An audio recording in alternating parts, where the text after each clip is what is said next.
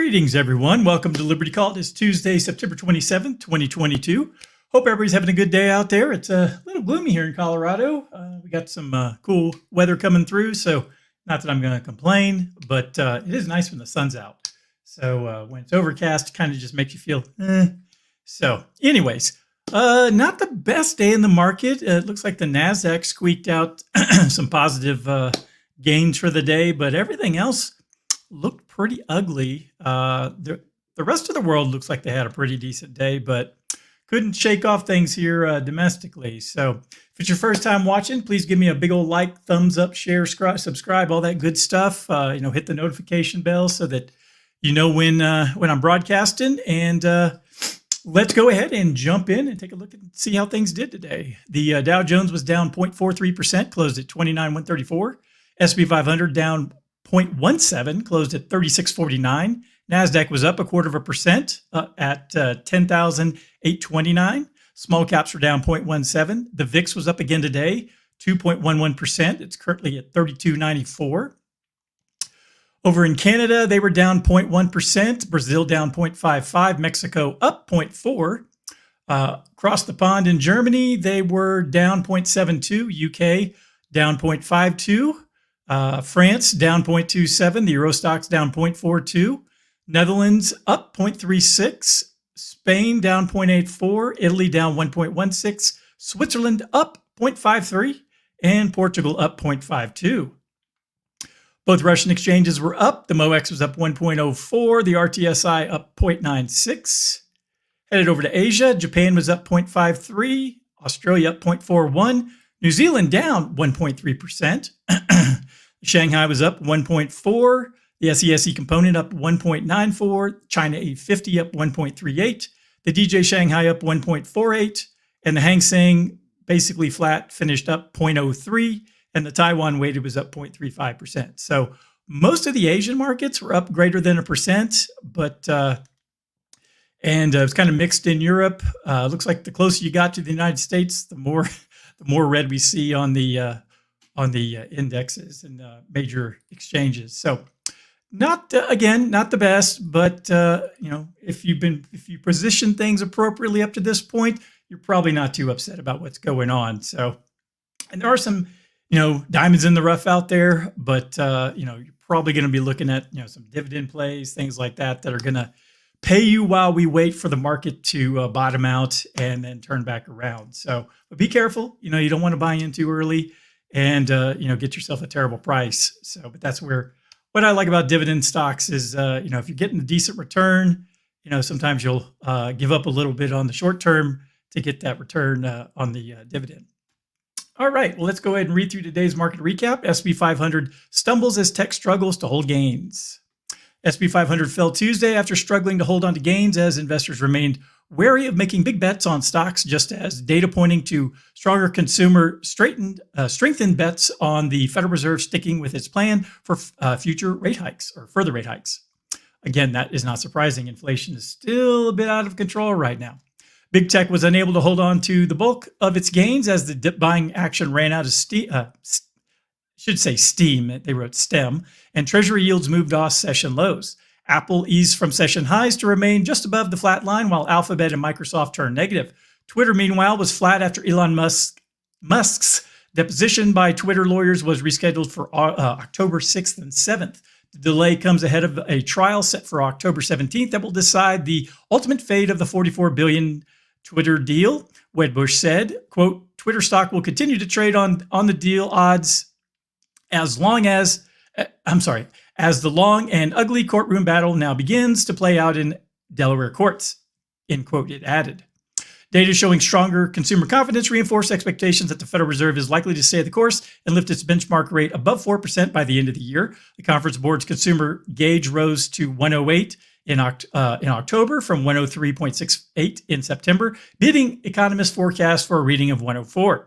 Consumer sentiment is a leading indicator of consumer spending, which plays a major role in overall economic activity. The pickup in consumer confidence, which was driven by falling gas prices, Pantheon Macroeconomics said, quote, might not last as people absorb the hit from the recent drop in stock prices and the Fed's latest rate hikes, with the promise of more to come, end quote. Federal Reserve Bank of St. Louis President James Bullard indicated on Tuesday that the Fed had more work to do, calling for further rate hikes that would need to stay at higher rate for, quote, some time to make sure we've gotten the inflation problem under control, end quote. Energy stocks recovered from a rout a day earlier, supported by a more than 2% rise in oil prices, rose on bets of supply disruptions in the Gulf of Mexico as Hurricane Ian is expected to make landfall in Florida on Wednesday. Let's say a little prayer for everybody in Florida. Both my sons live in the Jacksonville, North or South Georgia area, and all my in-laws, and their wives, and my granddaughter too. So let's keep them in our thoughts. And but I looked at the storm tracker. It's probably just gonna be a tropical storm by the time it passes over the Ville. So let's see here. Valero Energy Corporation, Marathon Petroleum, and Baker Hughes led the gains in energy. Cruise line stocks, including Carnival, Royal Caribbean, and Norwegian, were boosted by news that Canada would end COVID-19 travel restrictions next month. Crypto-related stocks also reversed course as Bitcoin failed to hold above 20,000.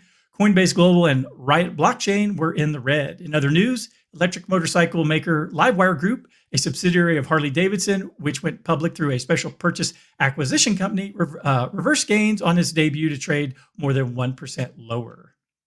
All right, so that's all the news there today. I got an article here about the oil up on hurricane fear. Fed speaks blunt highs. Fears that Hurricane Ian might pulverize oil producing platforms on the Gulf Coast prompted super majors Chevron and BP to evacuate their facilities there on Tuesday, boosting crude prices by more than 2%. It was the biggest one-day gain in nearly 3 weeks for oil bulls, tormented through September by the Federal Reserve's rate hikes, recession worries, and super strong dollar, and not necessarily in that order. But energy prices still came off their highs of the day in a redemption of sorts for the bears after St. Louis Fed President James Bullard cautioned that the United States remained at risk of recession from its worst inflation in over 40 years. In oil, New York WTI, which serves as the U.S. crude benchmark, settled at $78.50 a barrel, up $1.79 or 2.3% on the day, recovering most of the previous day's losses. Tuesday's session high for WTI was $79.43. Despite Tuesday's advance, the crude benchmark remained almost 40% lower from its March highs of around $130. Brent, the London traded global benchmark for oil, settled at $86.27, up $2.21 or 2.6% on the day versus the session high of $85.74. Notwithstanding Tuesday's gains, Brent remained 38% off its March peak of almost $140. And then they're also going to have a release today. The API will release at approximately 4:30 Eastern time, a snapshot of closing balances of U.S. crude, gasoline, and distillates for the week that ended September 26. So we'll probably talk about that tomorrow if there's any interesting news around that. And some good news if you're in the home buying market. U.S. home prices fell in July. SB sees forceful deceleration in the market. U.S. home prices fell for the first time in 2 years in July as the market underwent a forceful deceleration due to rising borrowing costs and a slump in consumer confidence. The National Index of House Prices compiled by the Federal Housing Finance Agency fell 0.6%, its first monthly decline since May of 2020 and only the second decline in over a decade. Meanwhile, the leading private sector assessment of price movements published by S&P Global fell 0.4%, the first monthly decline in that series since 2017. Quote, although U.S. housing prices remain substantially above their year-ago levels, July's report reflects a forceful deceleration, in quote, Craig Lazara, managing director at S&P DJI, said in a statement. The figures are a confirmation of an increasingly clear slowdown in the housing sector, which boomed as the pandemic triggered a sharp drop in interest rates that fueled a rush for homes suited to remote working. Those processes are now going firmly in reverse, with the Federal Reserve hiking rates aggressively and the leading employers from Silicon Valley to Wall Street putting increasing pressure on workers to return to the office. Yeah, I like working from home. It's great. I get to just walk, down 2 sets of stairs and I'm right here. Prices are still ahead of the pre-pandemic levels. However, even after July's price drops are up by well over 10% from a year ago by either measure. The FA's price index was up 13.9% on the year, while the non-seasonally adjusted S&P figure was up 16.1%, the slowest it's been in over a year. S&P's Lazara noted that on the year-on-year growth showed in all 20 of the major metropolitan markets covered by its index. Quote, demand is falling rapidly as mortgage rates surge and supply is rising quickly, albeit from very low levels, end quote, said ING economist James Knightley, pointed to a sharp rise in unsold inventory in the last month's housing starts data.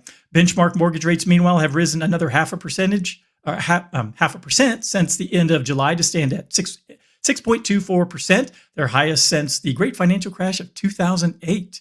However, Knightley noted that, quote, rather sobering thought that prices would need to fall more than 20% over the next 3 years, and incomes would need to rise 3% in each of those years to get the ratio, the price to income ratios, a key metric of affordability, back in line with its long-term average of 4.2. So still a ways to go, but it does look like prices are softening a little bit. So that is certainly some good news. And that's everything that I had for today. So if anyone needs anything from me, please go to dsafinancialgroup.com. You can see over my shoulder, I put Jake to sleep.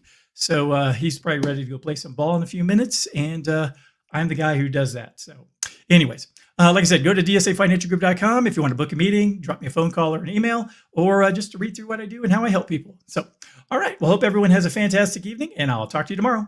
Bye.